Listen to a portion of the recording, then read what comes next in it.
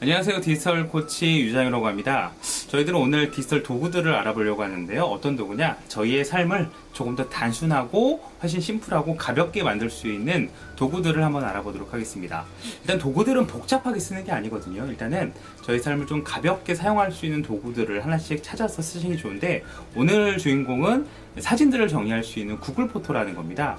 아마 사용하신 분들도 많으실 건데요. 우리가 사진들을 관리하는 법들을 훨씬 더 유용하게, 훨씬 더 잘하게 되면 사진들을 관리할 수 있는 어떤 좀 지혜들이 생기는데요. 그 도구들을 한번 알아보도록 하겠습니다. 우선 화면들을 보시면서 왜 우리가 구글 포토를 써야 되고 어떤 방법을 써야 되는지 한번 알아보도록 하려고 하는데요. 우선 화면처럼 저희가 자주 찍는 스마트폰 속에 그 사진들을 어떻게 정리할 수 있을까? 바로 해답이 구글 포토인데요. 우선 저희들이 그 사진들을 정리하면서 군더더기가 되게 많습니다. 복잡하면 일단 안 하게 되죠. 어떤 군더더기가 있냐면요. 이 스마트폰 사진들 지금은 클라우드에 다 옮기지만 이렇게 예전 같은 분들이 이렇게 옮기시는 분들이 있으세요. 컴퓨터로 옮기고 하드 드라이브도 옮기고. 근데 이런 게 일단 귀찮습니다. 그리고 폴더 관리 혹은 이게 찾기가 되게 어려워요. 사진들은 관리를 해야 되는데 인물별 혹은 주제별 혹은 상황별 혹은 어디서 여행을 하는 위치별 이렇게 관리를 해야 되는데 이거 관리하는 것도 좀 어렵습니다. 그래서 일단은 관리가 더 어렵다. 그리고 클라우드 아까 쓰신다고 말씀드렸는데 항상 걱정하는 게 이제 용량 걱정이에요. 저희가 한 몇 년 쓸 게 아니고 거의 한 몇십 년 혹은 평생 쓸 수도 있는데 이 도구들을 용량이 좀 제한되어 있으면 아무래도 좀 이렇게 쓰는 그 여러 가지 좀 부족함들이 있습니다. 그래서 사진을 찍는 건 좋은데 요즘에 한 방씩 안식이죠. 여러 장을 찍는데 사진을 찍어도 걱정, 그리고 안 찍어도 걱정이에요. 그래서 이런 것들을 해결해 줄 수 있는 도구가 바로 나왔습니다. 그 도구의 이름은 바로 구글 포토라고 하는 건데요. 구글에서 만든 클라우드입니다. 그래서 구글에 저희들이 사진과 영상을 찍으면 그게 자동적으로 업데이트가 돼서 차곡차곡 쌓이게 되는데요. 이 구글 포토 사용하시면요, 더 이상 이 사진을 보관하거나 자료를 쌓아야 된다는 하는 걱정들이 없어요. 그래서 평생 사진 걱정을 떨쳐버리게 되는 이 궁극의 클라우드, 즉 사진 저장 클라우드라고 할 수가 있겠습니다. 그래서 왜 이렇게 여러 가지 클라우드가 있지만 구글 클라우드를 쓰라고 하는 이유들이 있는데요. 우선은 저희가 이제 그 디지털을 습관화시키면 이제 번거로운 것들을 해결하게 되는데요. 우선 사진을 찍으면 관리해서 옮기고 보관하고 이런 작업들을 신경을 안 쓰셔도 됩니다. 보통 구글에서 저희가 스마트폰에서 사진을 딱 찍으면 그게 어디로 가냐? 바로 구글 클라우드에 올라갑니다. 단 와이파이나 3G가 연결되어 있으면 그렇게 설정해 놓으면요. 이제부터는 무조건 찍으면 자동으로 올라가기 때문에 저희들은 나중에 올라간 것만 확인하고 스마트폰에 있는 걸 쏙 지울 수가 있습니다. 그래서 일단 찍으면 올린다 라고 하는 거기 때문에 저장하고 이렇게 보관하고 폴더를 구분하고 이런 것들을 처음부터 신경을 쓰지 않아도 되는 환경들이죠.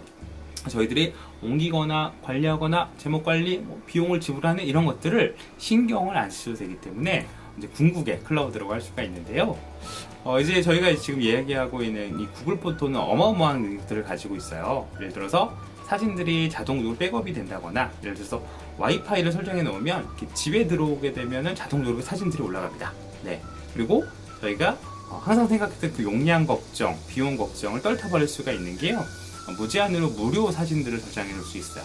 예를 들어 사진 같은 경우에는 16만 화소 이하, 동영상은 1080 이하에 있는 영상들은요, 바로 올라가서 이제 저희가 쓸 수가 있고요. 혹시라도 그 이상의 그 사진 크기를 갖고 오면 자동적으로 이 사이즈를 조절하기 때문에 비용을 내지 않고 쓰실 수가 있습니다.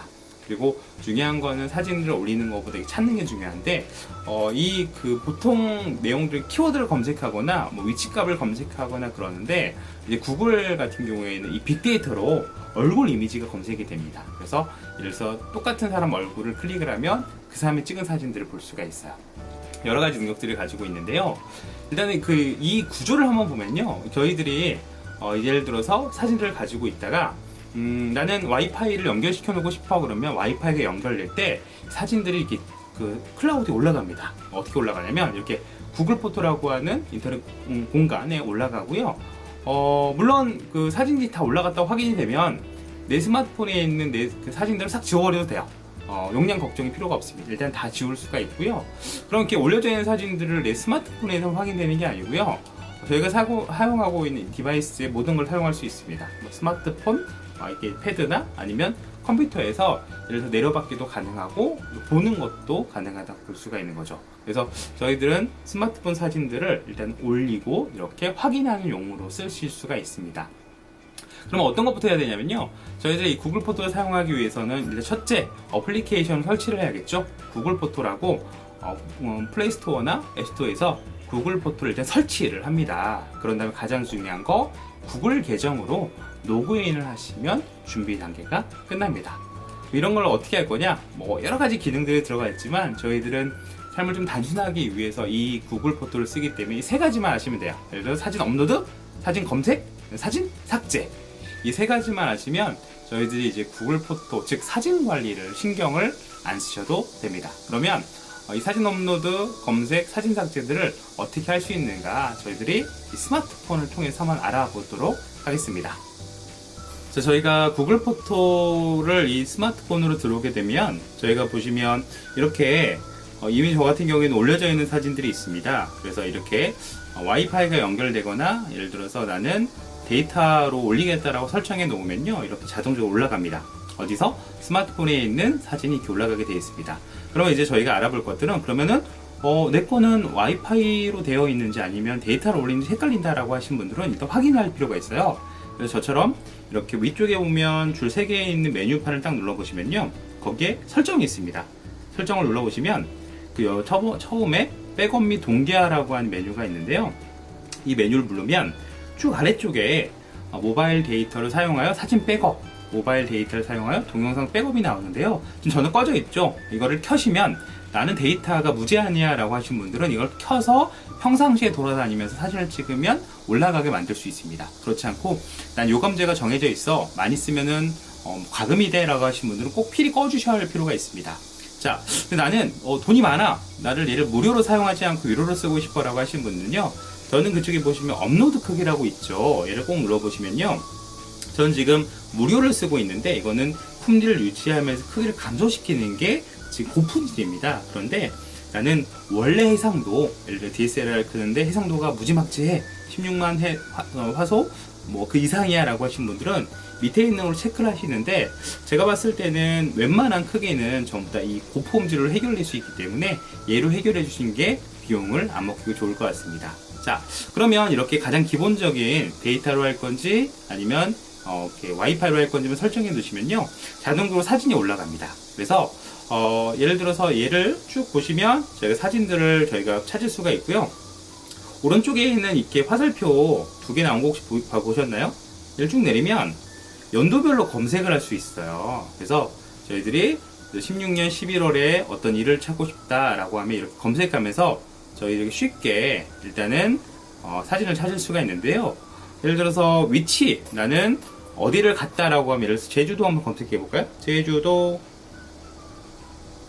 검색해 보시면 제주도에 갔을 때 찍었던 사진들이 이렇게 검색돼서 보실 수가 있습니다. 그래서 어디 갔을 때, 여행지 갔을 때 폴더별로 구별을 하기보다는 일단은 날짜별로 자동으로 정리가 되기 때문에 위치값만 이렇게 정리해 주시면 좋을 것 같고요. 그 다음에 이제 구글의 중요한 것 중에 하나가 얼굴로 사람을 찾을 수 있는 겁니다. 빅데이터가 되게 무서운 것 중에 하나인데, 사람의 얼굴을 기억한 다음에 그 사람이 있는 사진을 전부 다 검색을 합니다. 예를 들어서 제 사진을 딱 누르면 제가 저는 이름을 이렇게 넣어놓기도 했어요. 그런데 이름이 없어도 사진만 가지고 검색이 됩니다. 이렇게 제가 나온 사진들은 누구 있더라도 다 이렇게 나와서 검색이 가능하죠. 네, 이렇게 검색을 하실 수가 있는데요.